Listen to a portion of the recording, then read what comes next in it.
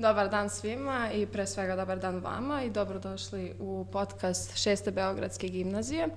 Danas je tu sa nama Jelena, naša uspešna naučnica koja je svoje školovanje i trenutno svoj rad nastavila u inostranstvu. Ona će nam danas odgovoriti na par pitanja i objasniti nam kako je sve to teklo, kako je taj proces se stvarao. I hvala vam pre svega što ste došli, što ste se odazvali našem pozivu, što ste izdvojili vreme da budete ovde i naravno došli u Beograd.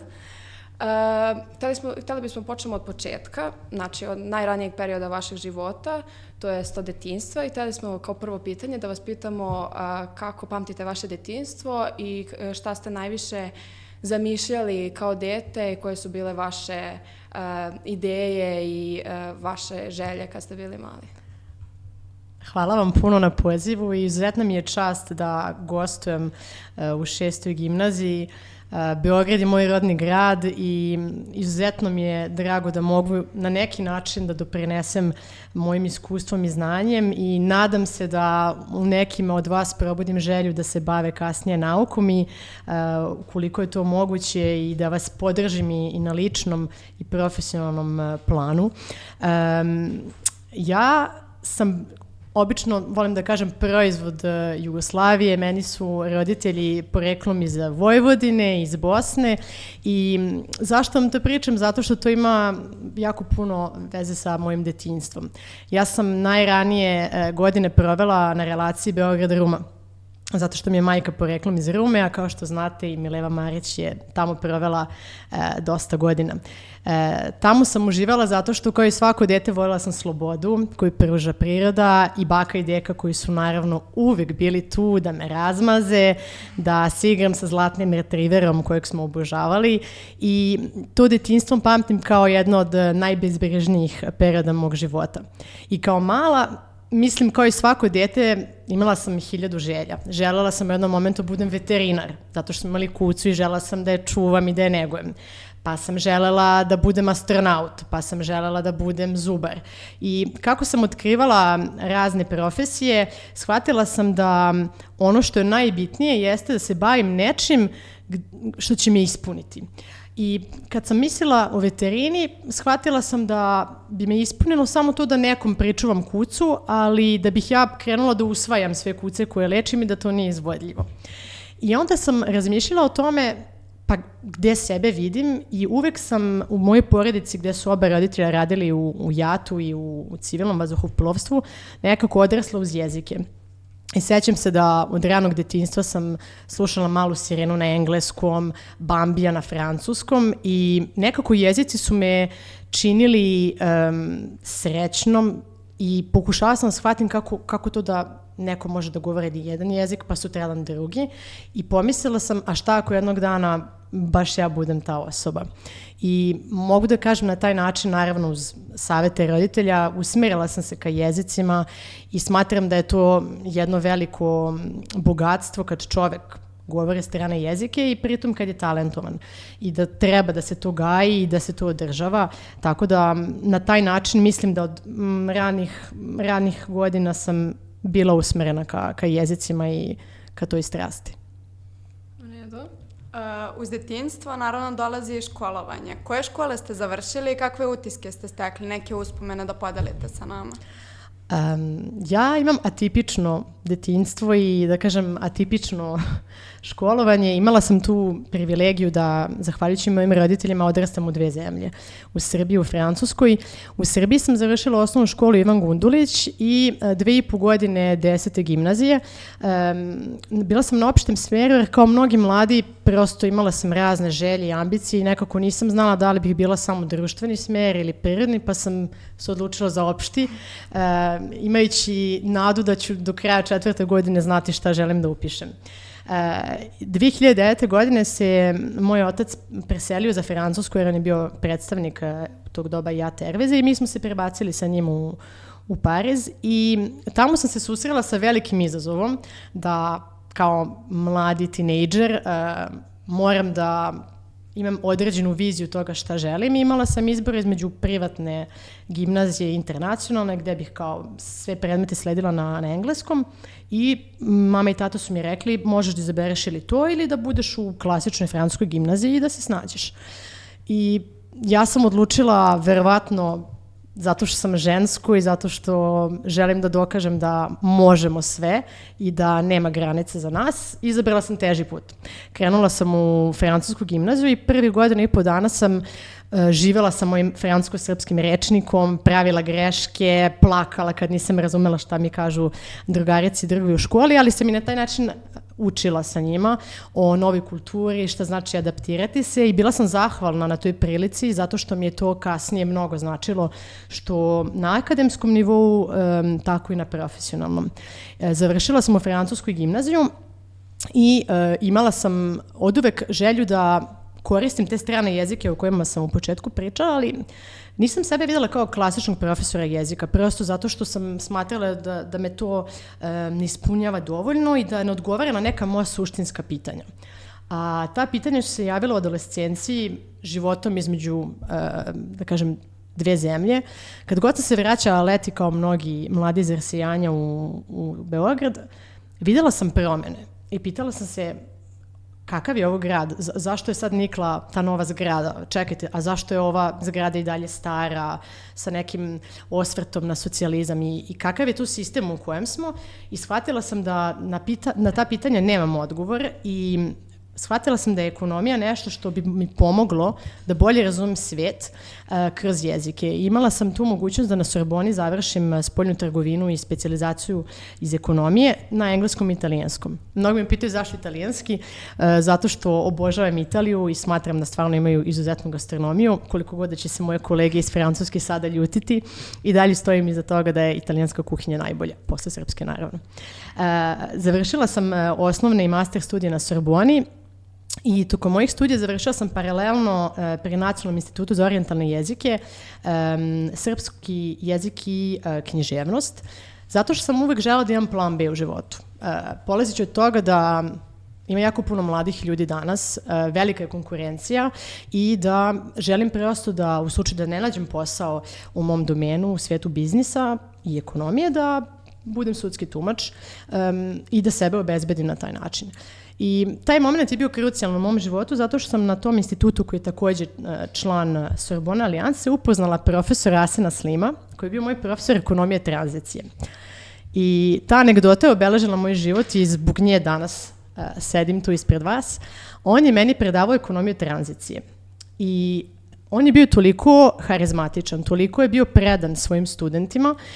Sećam se, to je bilo 2015. godine, sedela sam u amfiteatru i pomislila sam voljela bih da jednog dana budem 1% tog profesora koji je on. I da ja na neki način motivišem mlade, da ja na neki način doprinesem svojim znanjem poznavanju srpske kulture, poznavanju tranzicije. I kada sam završila master studije, ja sam napustila akademiju. Ja sam se zaposlila, radila sam dugo u Ernst & Youngu, u nekim drugim consulting firmama u Francuskoj i falilo mi je to osjećanje da postoji neka svrha u mom poslu, da se probudim uz osmeh i da kažem sebi, znam da danas, kada odem na posao, uradit ću nešto što će nekome nešto značiti, da ću nekog podržati, da će neko uz mene moći da raste i da bude drugačija ličnost, u pozitivnom smislu naravno. I 2020. godine, kada je krenula korona, kontaktirala sam mog profesora iz ekonomije, koji me se setio i rekla sam mu, profesore, ja više nisam srećna ovde gde jesam, iako sam vrlo uspešnu karijeru imala, i rekla sam mu, fali mi neka spona između mojih korijena i Francuske. I dalje ne razumem Srbiju, ne razumem gde smo, je li to kapitalizam, je li to socijalizam, nemam odgovora na ta pitanja i on je Kršalu rekao, a zašto mi ne bismo radili doktorsku disertaciju zajedno? I on je verovao u mene. I veruje u mene u prvog dana kao i moja majka i njih dvoje su mi bili dva najbolja i najjača, da kažem, oslonca, jer on je uprko svim, da kažem, kritikama i stereotipima na koje sam naišla kao žena, on je verovao u mene i rekao mi je, vidi Jelena, možeš ti to i možeš da odeš daleko i da pomeriš granice uprko svemu tome što će ti drugi ljudi reći. I ja sam upisala doktorske studije 2020. I moja tema je bila analiza prelaska Srbije iz socijalizma u kapitalizam od 2001. godine do danas. Što je bilo izuzetno izazovno zato što sam žensko i naišla sam tokom mog terenskog rada na česte kritike da sam žensko i da mi nije mesto u ekonomiji, da je to sfera muškaraca, da je možda bolje da se bavim nekim drugim naukama. I u tom momentu dva razmišljenja su se javila u meni. Prvi je da želim da im dokažem da nisu u pravu, da žene imaju svoje mesto u nauci i koja god to bila disciplina. I druga stvar, želim da im dokažem da žena može ne samo da završi doktorat, nego da može paralelno to i da radi. I to se i dogodilo, zahvaljujući podršci mog mentora, disciplini i naravno odricanjima, jer kad studirate i radite jako puno toga morate da stavite po stranu, mislim na socijalni život, na neke druge aktivnosti. Međutim, nakon završetka doktorskih studija dogodio se jedan vrlo dirljiv moment i to je neka anegdota koju želim da podelim sa vama. Ja sam mog profesora koji je postao moj mentor upoznala 2015. I sledila sam tada njegov predmet koji se zvao ekonomija tranzicije. 10 godina kasnije, u martu 2025. godine, ja sam postala doktor nauka i podnela sam zakletvu, jer u Francuskoj je takva ceremonija i nakon toga je moj mentor meni svečano predao svoj predmet ekonomije tranzicije, koju ja danas predajem. I za mene je to bio neki način na kojem je on dokazao ne samo da je sve moguće, nego da kada imate podršku, kada ste uporni i kada ste stvarno pasionirani nečim, ne postoji ta prepreka koju ne možete da pređete. S obzirom da je italijanski jezik ostavio veliki utisak na vas, da li sebe vidite u nekim od narednih godina u Italiji ili ćete ostati u Francuskoj i možda čak doći u Srbiju? Ja sam italijanski studirala prevashodno zato što sam bila znatiželjna i želela sam da shvatim na koji način italijanska kultura se razvila i zašto, na primjer, u bivšoj Jugoslaviji dosta ljudi je razumelo italijanski i zašto postoje neke pozajmljenice u hrvatskom jeziku. Međutim, italijanski kao jezik mi je prevashodno posle koristio u biznis svijetu, zato što je Italija jedna od najjačih svetskih sila, mislim sa ekonomske perspektive, i bilo mi je mnogo značajno da mogu da čitam dela, naučna istraživačka dela na italijanskom, jer mnoge stvari nisu prevedene. Tako da u tom smislu ne vidim sebe da bih radila u Italiji, naravno uvek bih voljela da odem da posetim Rim, Firencu, ali ono što je za mene značajno jeste da i dan danas mogu da čitam literaturu koja se tiče i Srbije i srpske tranzicije, o kojoj su Italijani dosta pisali, a o kojoj se malo zna na italijanskom, što mi ne bi bilo moguće, naravno, da ne govorim taj jezik. Rekli ste nam da ste svoje školovanje nastavili u Parizu. Da li je bilo teško prilagoditi se novom okruženju, društvu i jeziku? To je vrlo relevantno pitanje i počet ću ga s jednom anegdotom. Kada sam se preselila u Francusku, bilo mi je izuzetno čudno da moram da sedim u školskoj klupi od 8 ujutro do 6 popodne. To je za mene bilo baš pravi stres, zato što sam prosto navikla da deo dana budem u školi i drugi deo dana se bavim sportom, muzikom, nekim hobijima. I u početku mi je bilo izuzetno teško se naviknem prvo na taj ritam, zato što biološki nisam bila naviknuta, a druga stvar, bilo mi je takođe teško da se prilagodim kulturi, jer francuski pristup obrazovanju, učenju potpuno drugačije od našeg. Ima naravno svoje prednosti i mane. Ono što je meni bilo najznačajnije jeste što su svi profesori sa kojima sam se susrela bili izuzetno privrženi svojim učenicima i shvatili su da ja kao stranac imam potrebu da zastanem, razmislim pre nego što sastavim svoje rečenice, pre nego što obrazložim svoje argumente i oni su uvek izdvajali vreme čak i posle nastave da mi objasne neke pojmove na francuskom, što sam stvarno cenila i što je stvarno retkost i dan danas sam im zahvalna na tome. Međutim, ono što je meni bilo teže jeste stvarno da prihvatim to da treba da budem ceo dan u školi i da pritom nakon toga radim domaći i da i taj neki socijalni život na koji sam navikla u Srbiji mora da bude ostavljen za vikend. Tako da je to jedna od, kako bih rekla, mana tog sistema. Međutim, ako posmatam danas, da kažem 15 godina kasnije, posledice toga ili da kažem utice koje to imalo na moj život, to je bilo izuzetno važno kako bih se adaptirala kasnije na poslovni svet. Zato što na zapadu radno vreme jeste između 8 i 9 do 6-7 uveče. I u suštini oni nas uče od malih nogu da steknemo taj ritam, da kada dođem u kancelariju da ne očekujem da mogu u 2-3 popodne da je napustim, pogotovo kada radite u biznis svetu gde radite sa Tokijom, New Yorkom i gde i vi morate se prilagoditi razlici u vremenu, tako da na taj način, kada danas pogledam na te stvari, ono što sam ja smatrala velikom manom, sad smatram na neki način prednošću. Samim tim što ste 2 godine bili u Srbiji u gimnaziji i nakon toga 2 godine u Francuskoj, verovatno su obe škole ostavile neki utisak na vas. Koji način rada vam se generalno više sviđa i zašto je to tako? Mislim da je to dosta individualno u smislu da, opet ponavljam, kako bismo savladali neke koncepte, teorije i neke predmete, vrlo je važno da imamo odličnog profesora. U kom smislu? Naravno neko ko je stvarno stručan za taj predmet, ali neko ko vas inspiriše, ko to radi sa strašću.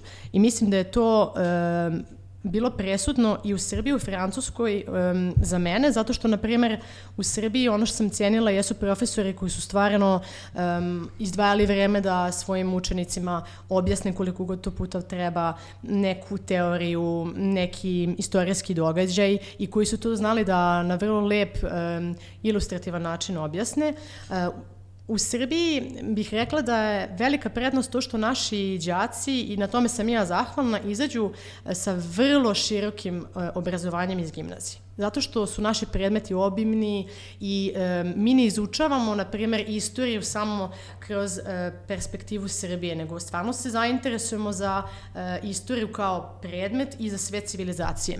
I na taj način, u stvari, možda to naši gimnazijalci još uvek ne vide zato što nisu boravili na zapadu, ali to je ogromna prednost. Možda u tom trenutku kada treba da učite, se spremite za kontrolni, to smatrate vrlo izazovnim, ali to vam daje veliku prednost na zapadu, zato što zapadne zemlje, i to je jedna, na primjer, od stvari sa kojima sam se lično suočila, kada ste u gimnaziji u Francuskoj, vi učite sve predmete kao u Srbiji, ali mnogo manje obimno i onda na neki način na fakultetu morate mnogo više da radite da biste stvarno stekli znanje i zvanje koje ide uz vašu diplomu. Dok, na primjer, naši studenti, to je bio moj slučaj kad sam se vratila iz Beograda u Pariz, meni je olakšalo učenje francuskog to što sam manje vremena provodila učeći same predmete, jer sam ih već 90% znala i mogla sam da izdvojim to vreme u stvari da učim jezik, da ja mojim profesorima dokažem da ja to znam, nego samo da ne znam da im kažem na francuskom. Tako da oba sistema imaju svoje prednosti. Ne bih rekla da jedan više volim od drugog. To su potpuno dva različita pristupa i svaki ima naravno svoje karakteristike. Za naš, ako bih rezimirala, rekla bih da je to što izađemo stvarno sa širokim obrazovanjem i naši studenti u svijetu su vrlo priznati, cenjeni i naši eksperti, načelno gledano. A što se Francuske tiče, ono što pruža jeste što čak u gimnaziji imamo pristup tehnologiji, svim mogućim sredstvima, online bibliotekama, znači možemo da steknemo, ako želimo, znanje koje je jako široko, ali to je samo inicijativno. U gimnaziji vas usmeravaju na neke, da kažem, načelne koncepte, vrlo, da kažem, globalne i čak nekad i površne, što predstavlja manu za kasnije obrazovanje na fakultetu. Spomenuli ste vaše studije. Da li su one bile zahtevne i da li mislite da bi bilo drugačije da ste studirali ovde u Srbiji nego tamo? Evo ovako, što se studija tiče, teško je napraviti paralelu zato što nikad nisam bila student u Srbiji. Ispričat ću vam priču, kroz moj neki vid stvari, ali ja sam kao stranac u Francuskoj želela da dokažem da ja pripadam tom društvu i želela sam također da mojim roditeljima iskažem zahvalnost za to što su mi omogućili da se školujem u inostranstvu, što je nešto što nije pristupačno svima. I na taj način sam stvarno žrtvovala mnogo toga da bih bila među najboljima. A šta to znači? To znači da sam provela jako puno vremena na fakultetu i studirala sam 2 fakulteta paralelno, što je izazovno, radila pored toga leti. I ono na čemu sam zahvalna jeste što francusko školstvo i Sorbona je u suštini ostvarenje mog sna. Jer Sorbona je fakultet koji je svetski priznat i jako je teško upasti na Sorbonu i znam, ispričat ću vam anegdotu, 2012. godine kada sam saznala sam se upisala na Sorbonu, živjeli smo u stanu koji je imao dosta dugačku dnevnu sobu i u jednom ćošku je bio kompjuter i moj zlatni retriver, i koji je bio velika maza, i on je osjetio moju tremu zato što sam čekala da na internetu izađu rezultati, objave imena ljudi koji su upisani. I kada sam videla moje ime, ja sam vrisnula i moj zlatni retriver počeo da laje i krenula sam trčim levo desno po stanu od sreće i od neverice zato što mi se ostvario san. Tako da ne žalim što nisam studirala u Srbiji zato što je Sorbona bila nešto što sam od uvek želela.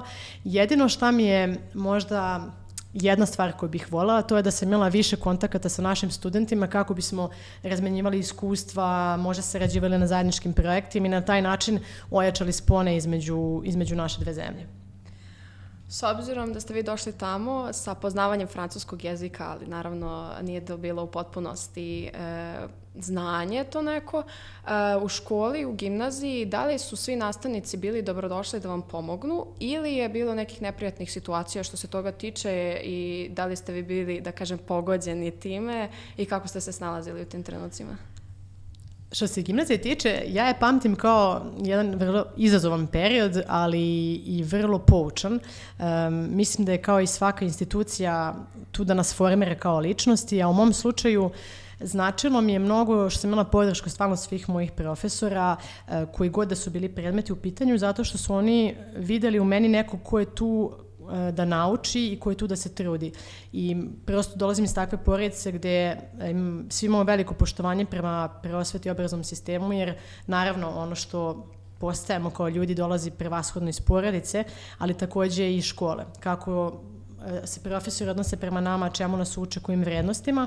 I kad sam došla u Francusku, svi profesori su stvarno bili blagonakloni, pogotovo zato što, za razliku od mlađih generacija, oni su znali šta se događalo u Srbiji 90-ih i znali su i za situaciju bombardovanja Beograda, znali su da sam ja dete 90-ih i stvarno su imali želju da mi pomognu da što pre savladam jezik i da se integrišem.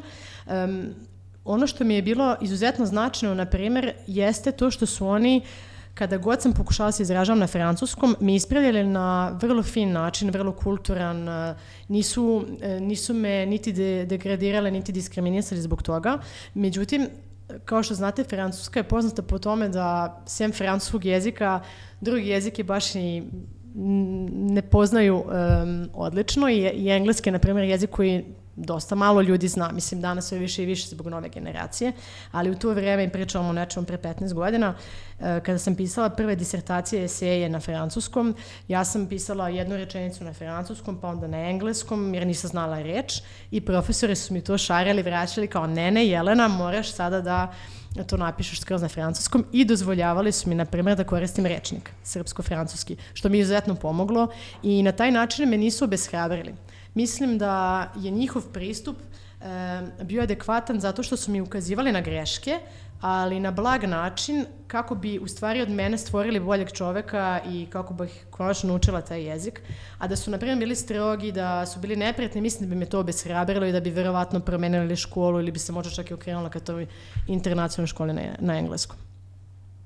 Malo da skrenemo sa teme studije i škole. Čuli smo da volite da posećujete pozorište. Da li ima neka predstava koja je posebno ostavila utisak na vas i zašto je to tako? Ja sam neko ko mnogo voli pozorište i naravno jedan od omiljenih dela mi je Uobraženi bolesnik od Molijera, koji je naravno Francuz. To delo mi je izuzetno, naravno sa više aspekata. Prvo zato što ljudi koji govore francuski jezik znaju da je Molijer pisao na takvom jeziku koji je izuzetno bogat, leksikon je nesvakidašnji i jako je teško danas u suštini za mlađu generaciju da razume ta pozorišna dela i mislim da je markantno da mnogi mladi se sve više i više okreću ka tim klasicima francuske književnosti i idu u pozorište, što mi je izuzetno drago. U mom slučaju Uobraženi bolesnik je ostavio poseban utisak na mene zato što je pokazao da nakon tamnog srednjeg veka, kroz humanizam i renesansu, ljudi su se polako vraćali ka lekarima, verovali su nauci. Na neki način to je za mene izuzetno značajno, pokazuje da nauka nije samo neka mračna, tamna sfera, rezervisana isključivo za elitu, nego da je pristupačna svima. I Uobraženi bolesnik to i pokazuje. Mislim, iako on to kroz kritiku i kroz humor vrlo lepo dokazuje, ali pouka je ipak da nauka je ta koja nam pomaže da ostanemo u životu, da otvaramo nove horizonte i naravno kroz tako lep pristup koji je humor, a šta je lepše nego humor. Pored školovanja sigurno ste imali nekog slobodnog vremena. Da li ste imali neke hobije i da li te hobije možda i dan danas primenjujete kad imate vremena pored svoje profesije i šta imate prosto da kažete o njima? Da li je taj neki hobi možda doneo vama neki uspeh pored vaše oblasti? Da, ovako, kad smo živjeli u Srbiji, mislim kao i mnogi mladi, bila sam zainteresovana za sport, bavila sam se karatom jako dugo i smatram kao žensku da sve žene prosto treba da znaju neke borilačke veštine, zato što živimo u vreme kada su opasnosti svuda i mislim da je to jedna osnovna stvar. Bilo da smo žensko ili muško, svako treba da zna da se na neki način odbrani i kroz to sam naučila disciplinu i uporenost. Zašto o tome pričam? Zato što sam nastavila se bavim karatom i kasnije na fakultetu i kroz karate sam naučila da samo vežbom, radom i uporenošću čovjek može da dođe do uspeha. Bavila sam se takođe i latinom plesom, što nema nikakve veze ni sa ekonomijom, ni sa karateom, ali smatram da je muzika izuzetno bitna i ona mi je uvek pomagala u nekim, da kažem, težim trenucima da sagledam svijet kroz novu perspektivu. Iako ne govorim španski, melodičnost i zvuk gitare koju sam svirala kao mala su me uvek podsjećali na detinjstvo i na ta neka bezbrižnija vremena i uvek su me gurele ka tome da budem bolja osoba nego što sam bila juče. Za kraj, možda eto neki hobi koji najviše volim i koji toplo preporučujem svima je čitanje. Od malih nogu sam voljela da čitam i roditelji su mi uvek davali prvo neke pričice za decu, a kasnije sam sama birala svoju literaturu. Dva domena ili dva žanra su stvarno za mene izuzetno značajna, klasici, naravno svetske i srpske književnosti, a druge su inspirišuće biografije i to je nešto što mi je u teškim trenucima dosta pomoglo.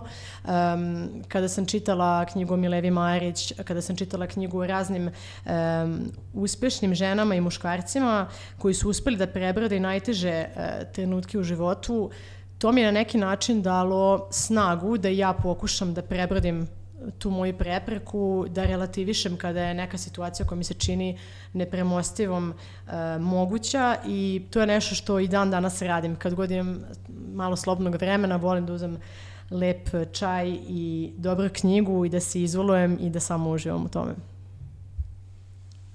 Da se vratimo ponovo na Francusku. Kakav je položaj Srba u Francuskoj i da li imate neku povezanost sa njima i dalje od kako ste otišli tamo? Srbi kao nacija su cijenjeni zato što smo kao nacija poznati po tome da smo vredni i radni, pogotovo naši studenti. Naši studenti su mahom vrhunski, imaju najviše ocene i ja to znam zato što ja imam svoje studente koji su Srbi i kojima predajem i koji su stvarno izuzetna deca, nevezano za to što su Srbi, nego prosto vidim po njima da su željni da se dokažu, da nauče. Kada smo se preselili u Francusku, to je bilo pre 15 godina, bilo mi je teško da se integrišem u srpsku dijasporu zato što sam žela da naučim francuski. Jer ako krenete odmah da pričate sa našim ljudima, krenete spontano na srpskom i onda je teže da se nauči jezik. Međutim, ono što sam radila i što i dan danas radim jeste da se približila našoj pravoslavnoj crkvi. To je eparhija zapadnoevropska i mi imamo nekoliko crkva u Parizu, ali glavna je Svetog Save u samom Parizu. I kroz crkvu sam uspela da ne samo se integrišem i da imam svoj kontakt i prijatelje, već da sačuvam svoj identitet, povezan sa svojim korenima i veru koja mi je izuzetno značajna, jer to je nešto što je deo mene, odrasla sam u tom duhu i što mi je značajno u današnjem svetu. A drugo je to što sam uspela da održim kontakt sa našom dijasporom i nadam se da ću u budućnosti nastaviti u tom pravcu, jeste kroz to što sam član Federacije mladih Srba Evrope. I to je jedna nevladina organizacija koja ima antene po svim gradovima u Evropi, primarno u Parizu, i koja ima za cilj baš da spoji naše mlade ljude kroz kulturne aktivnosti, kroz izdavaštvo, kroz putovanja, i na taj način ne samo što jačamo spone između naše dve zemlje, pošto upoznajemo mlade Francuze sa srpskim jezikom i kulturom, ali takođe i Srbe sa francuskim jezikom i kulturom. To je takođe način da ostanem blizu svojih korena i da na neki način doprinesem našoj zajednici i nadam se da motivišem mlade da isto krenu tim putem. Da li neke običaje srpske primenjujete u Francuskoj ili polako poprimate te francuske običaje i uklapate se u njihovu zajednicu?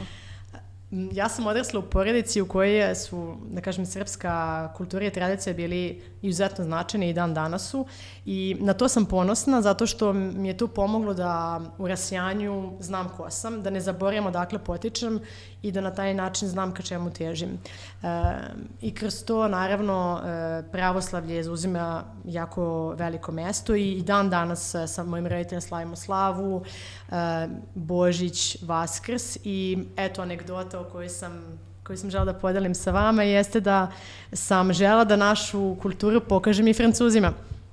I za Božić sam ih zvala kod nas u stan da vide naše običaje i na stolu je postojala sveća i moja majka naravno napravila, kao i svaka srpska majka, ogromnu količinu hrane, kao da čekamo armiju ljudi, a ne 6 osoba. I moji prijatelji Francuzi kada su stigli u stan, seli su za sto i prvo pitanje je bilo ko je umro, zato što je bila sveća na stolu. I onda sam im objasnila da ta sveća ne znači da je neko umre, nego da je to deo naše tradicije i naših običaja. I onda ja sam krenula spontano da se služim i da jedem, međutim oni su svi sedeli i čekali. I onda sam ih ja upitala, a zašto čekate? Mislim, šta čekate? Oni su rekli da čekaju ostale.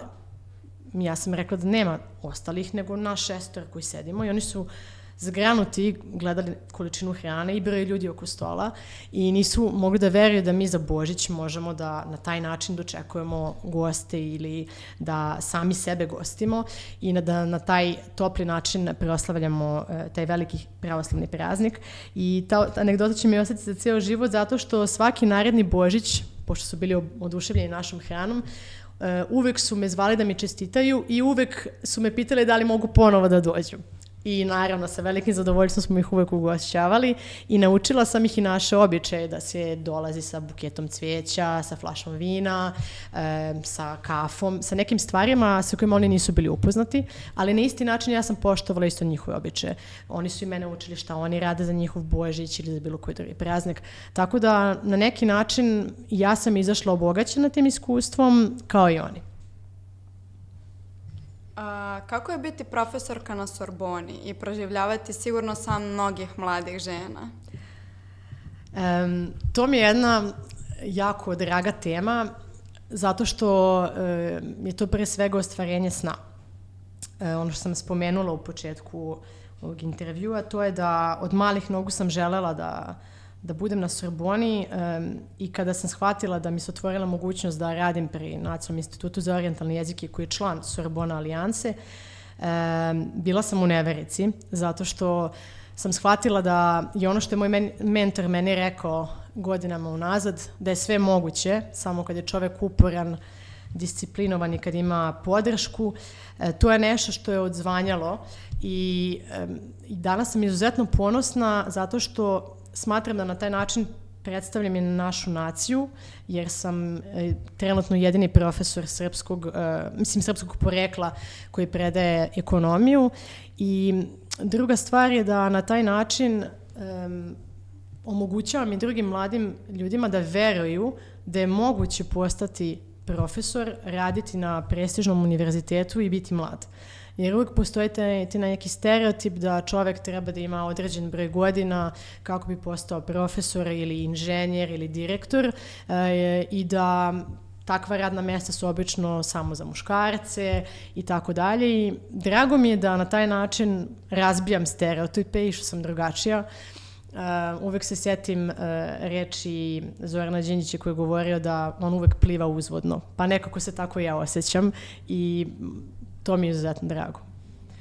Kakav odnos imate sa studentima, pre svega sa kolegama s kojima radite?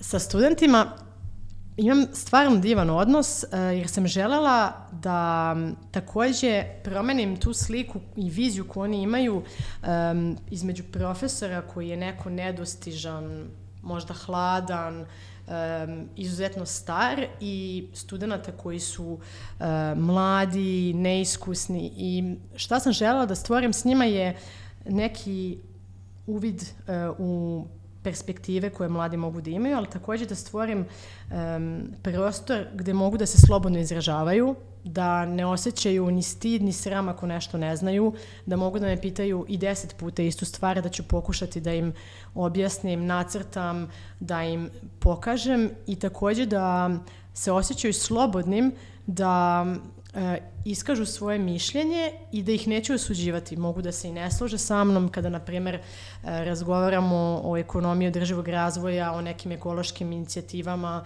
kako one utiču na privredu. Cilj mi je da oni nauče od mene, ali i da stvorim prostor da ja naučim od njih. Jer u suštini mladi su ti koji imaju najinovantnije ideje, koji odrastaju i vide koji su problemi našeg društva i na taj način, kroz taj neki zdrav dijalog, da ja naučim od njih, ali i da njima prenesem znanje.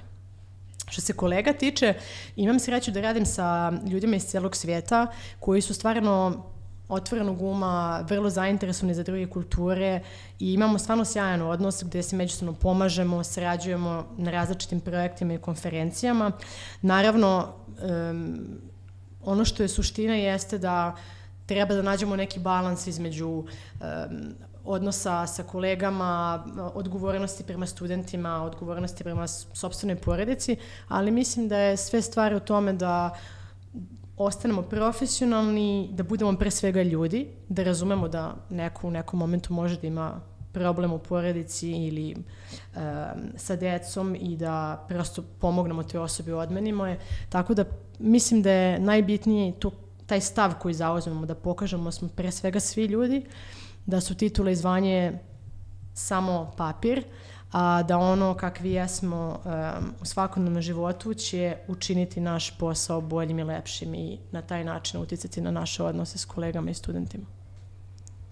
Kako uspevate da uskladite posao i privatni život? Da li imate vremena za sebe i za svoje drage ljude pored posla? To je odlično pitanje i često mi ga postavljaju i studenti i prijatelji. Mislim da je sve stvar prioriteta.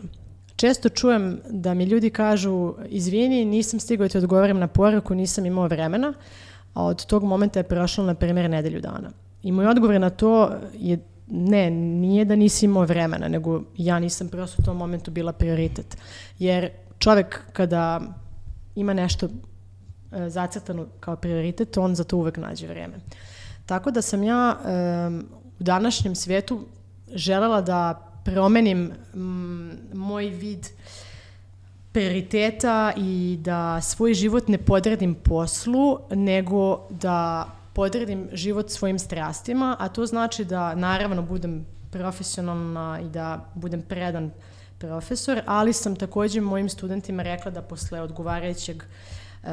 odgovarajućeg sata ne odgovaram na mailove, da tokom godišnjeg odmora ne konsultujem e-mailove, isto to važi za moje kolege. Znači, postavila sam neka pravila i neke granice od samog početka, zato što smatram da ako se premorim, ako previše radim, patit će moj privatni život i onda ću i ja biti nesrećna, jer su mi obe stvari važne, i porodica i posao. S druge strane, prema mojoj porodici sam također postavila granice u smislu da kao profesor sama profesija po sebi je takva da nemam fiksno radno vreme, u smislu da može nekada da se dogodi da imam hitan sastanak, da se kolega razbole, da moram da ga zamenim i da možda nekad propustim neki događaj ili da prosto ne dođem na večeru na vreme, da se kasno javim, ali mislim ono što sam, nadam se, do sada bar uspešno uradila jeste da komuniciram otvoreno i da stvaram prioritete. I kada čovjek zna svoje jasne prioritete, zna da postave granice i na taj način štiti i sebe, a štiti i svoje okruženje. Da ne želim da napravim profesionalnu grešku, ne želim da povredim porodicu ili prijatelje, ali sam shvatila, i to se stiče godinom sa iskustvom, da koliko god voleli svoj posao, ono što na kraju dana je najvažnije su porodice i prijatelji. Tako da ću naravno uvek biti posvećena poslu, ali odvojim uvek za sebe veče za, što bi rekli Amerikanci, me time, da čitam neku dobru knjigu ili da odem sa drugaricama na neku izložbu i naravno uvek izdvojim vreme da se javim dragim ljudima. Jer smatram da u današnje vreme sa novim telekomunikacijama ne postoji izgovor da čovjek ne pusti porukicu ili da se javi na telefon na kratko. Da li se desilo da je neko od studenta vama prišao i rekao vam neki njegov problem ili tražio neki savjet od vas? Da li je vama bilo drago ako se to desilo? Kako ste to prihvatili s obzirom da neko hoće da ima poverenje u vas toliko da može od vas da traži savjet, pogotovo ako je neka, da kažem, privatna stvar, i kako vi gledate na to i koliko vam je zapravo drago kad je neko toliko otvoren sa vama? Ovo je kompleksno pitanje zato što zahteva, da kažem, dva odgovora. Prvo je u Francuskoj ili bar na mom univerzitetu ono što je izuzetno značajno jeste da se naši studenti osjećaju zaštićenima, znači da nisu ugroženi i da su profesori tu da im pomognu kada imaju bilo kakav problem. Imala sam skoro situaciju da je jedna studentkinja koja je iz inostranstva prišla meni na kraju predavanja da se izvini zato što je delovala odsutno tokom predavanja i da je žela da podeli sa mnom to da ima problem lične prirode u porodici i bila sam izuzetno dirnuta zato što prvo to je lična sfera i ne očekuje se da se tako nešto deli, ali s druge strane sam naravno odreagovala na taj način da ju pokažem da razumem, da ja sama dolazim iz porodice gde sam nažalost imala majku koja je bila jako teško bolesna i da mogu da shvatim da u nekom momentu čovjeku prosto odluta i misli, jer svi smo ljudi, zar ne? I naravno ponudila sam joj pomoć i dirnulo me to zato što ne samo to što ona ima poverenje u mene, nego zato što je odgovorna. Zato što je shvatila da mogu da pogrešno protumačim njeno ponašanje tokom predavanja i odreagovala je kao jedna izuzetno zrela osoba koja je došla i uputila me na, mislim, podelila sa mnom nešto što bi potencijalno moglo da postane problem i to me jako dirnulo jer to su danas jako retke stvari. A druga anegdota je nešto što me na ličnom planu jako dirnulo. Imam studenta koji mi je prišao na kraju predavanja koji je čuo, da kažem, moje putešestvije i koji mi je rekao da bi želeo i on da upiše doktorske studije i želeo da znam da li bih ga podržala, na koji način se upisuju doktorske studije, koje bi mu savjete mogla dati i to je nešto što me izuzetno ispunilo zato što sam imala osjećaj da sam konačno uspela i ja nekom da pomognem i Setila sam se sebe 2015. kada sam posmatrala mog profesora ekonomije i požela da postanem kao on i na neki način sam to doživjela sada kroz tog studenta i bila sam izuzetno srećna jer smatram da sam ispunila svoj zadatak, da sam možda dala nekom želju da postane on istraživač i doktor nauka. Bližimo se kraju, tako da nas zanima na čemu trenutno radite, šta su vaši planovi za dalje, šta vas trenutno interesuje? Što se tiče naučnog rada, trenutno se bavim jednom konferencijom koja se tiče lobijinga i, kako bih rekla, lobijinga u postsocijalističkim zemljama i ekonomski utjecaj tih lobby grupa na javne politike te zemlje i takođe istražujem strane direktne investicije Francuske u Srbiji. To su dva različita sektora, ali vrlo interesantno zato što imate s jedne strane makroperspektivu i s druge strane mikroperspektivu i na taj način provodim dosta vremena i u Srbiji na terenskom radu i upoznajem jako puno kolega, stičem nova poznanstva i na taj način takođe nastavljam da učim. Mislim da ono što je najbitnije kada ste doktor nauka jeste da diploma vam samo dokazuje da ste vredni i da ste uspeli, ali to ne znači da vi sve znate. Često se pogrešno pretumače da saradnici istraživači su ljudi koji su žive enciklopedije i sve znaju. Ne, mi smo samo na početku. Toliko je toga pred nama i eto, možda za kraj samo bih rekla da titula i zvanje su naravno vrlo značajni u karijeri, međutim ono što je najbitnije što stičete je način razmišljanja.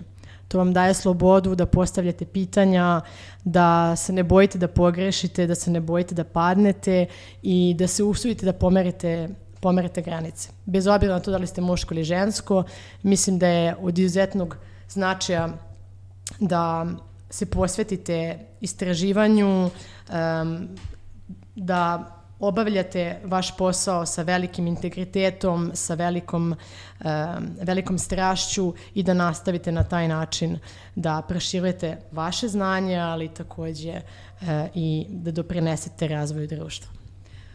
Da na kraju zaokružimo temu i celo vaše gostovanje ovde. Naše konačno pitanje bilo bi koju biste poruku poslali mladima koji žele da se bave naukom i koja je to tajna tog nekog uspeha, to jest koji biste im savet poslali što biste, na primjer, poslali sebi 10 godina unazad? Rekla bih 3 stvari. Prvo, strast. Radite ono što vas pasionira. Radite nešto zbog čega ćete ustajati ujutru sa osmehom. Druga stvar je upornost. Ne postoji granica. Ono kada čujete kao ti nisi za to, ti ne možeš to, shvatite to ne kao prepreku, nego kao izazov. To nisu vaše granice, to su granice osobe koja vam to govori. Idite dalje od toga. Pokažite toj osobi i dokažite da nije u pravu. Budite uporni i istrajni, ma koliko god to zahtevalo truda i odrecanja. I treća stvar je disciplina. Smatram da uspeh ne prilazi samo iz talenta. Talent je bitan, strast je izuzetno bitna, ali i disciplina. Ako radite vredno svaki dan, ako uspete da sebe disciplinujete, uspećete i mnogo više nego što ste inicijalno zamislili. Po meni su to 3 stvari koje su meni pomogle i nadam se budućim generacijama. Hvala vam što ste nam se opet odazvali, hvala vam što ste došli ovde, izdvojili vreme da nam odgovorite na pitanja i to bi bilo to za današnje gostovanje i hvala vam. Hvala vama na divnom gostoprimstvu i nadam se da će mnoge žene, devojke da nastave putem nauke, jer to je domen u kojem imamo svoje mesto i u kojem možemo jako puno da doprinesemo. Hvala vam. Hvala.